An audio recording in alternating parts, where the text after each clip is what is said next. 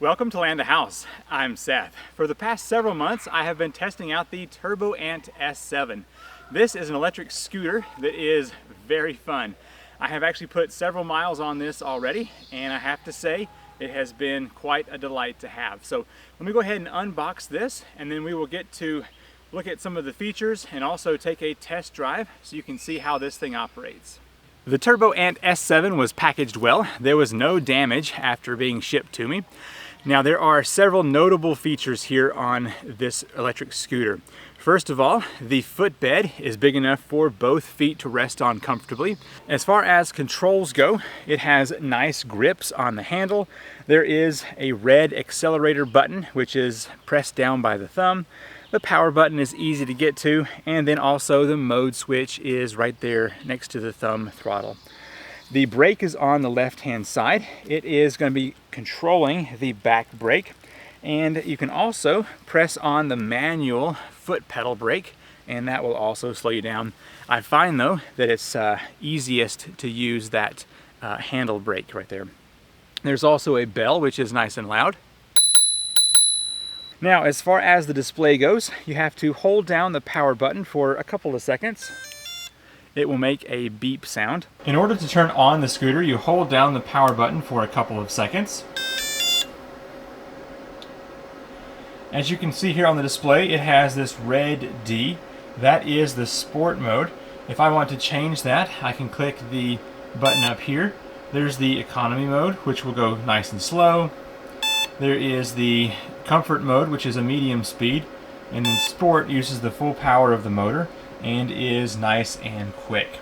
So right here you can see the speed, and here is the battery remaining indicator.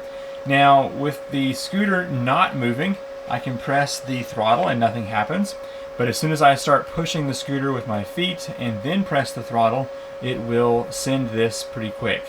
So that is the main settings here with this. As shown before, if I double click on this mode right here, it will turn on the light. Let me show you how bright that is here in the dark. You can see the light there on the fender in the back, and also here's how bright that light is. It is definitely bright enough that you can see in the dark, but it's not going to be sending light out too far.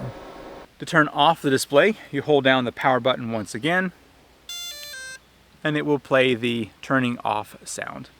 As far as the battery placement goes, it is up here in the steering column, and it is a little bit on the heavy side and awkward, but it lasts for a very long time.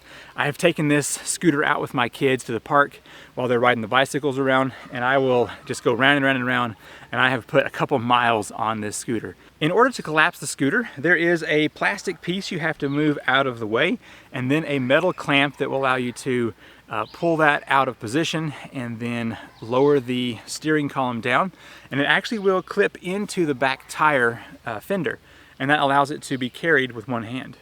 Both the front and back tires have fenders to help prevent mud and water from splashing up on you. The back fender has a brake light, which will alert people whenever you are slowing down or stopping. The front of the scooter has a headlight, which you can turn on by double tapping the mode button.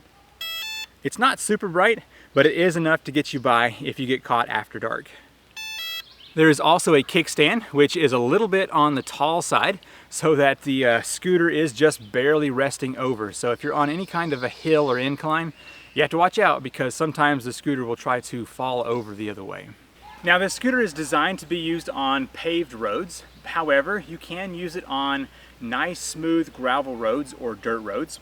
For instance, my gravel road here is fairly well packed down, and I'll show you how it accelerates, and then we will move on to some scenes that I've filmed of me at the park or in town. So let's go ahead and I'll show you how this works here on this gravel.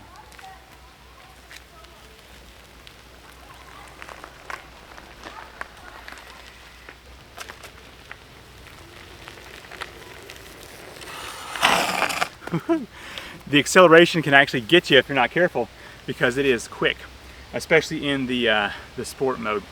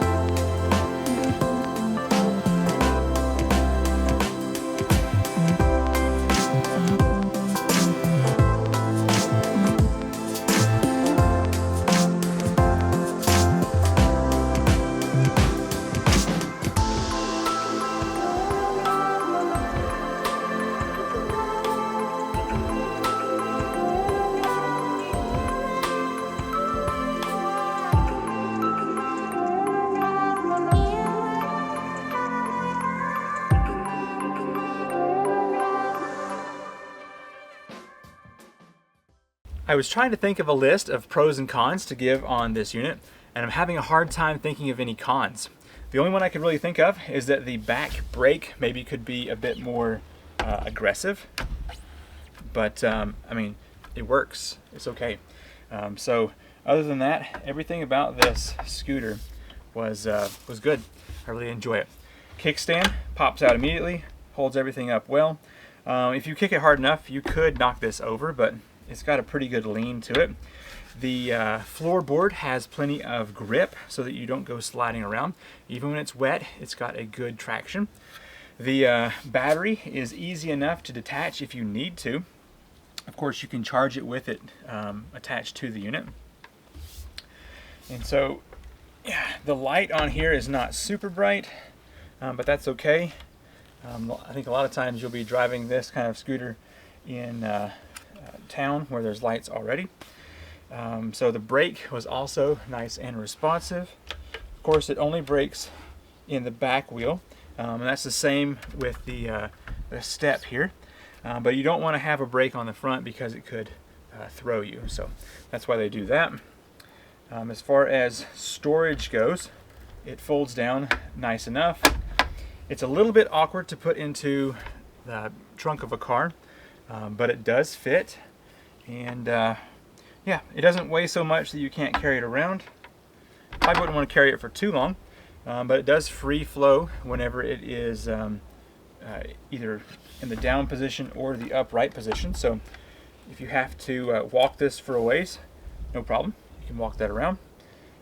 So anyway, yeah, I don't really have any list of cons for this unit. It's all around good build quality, and I think you'll enjoy it if you get one of these. I'm Seth with Land A House, and I will see you in the next video. Bye.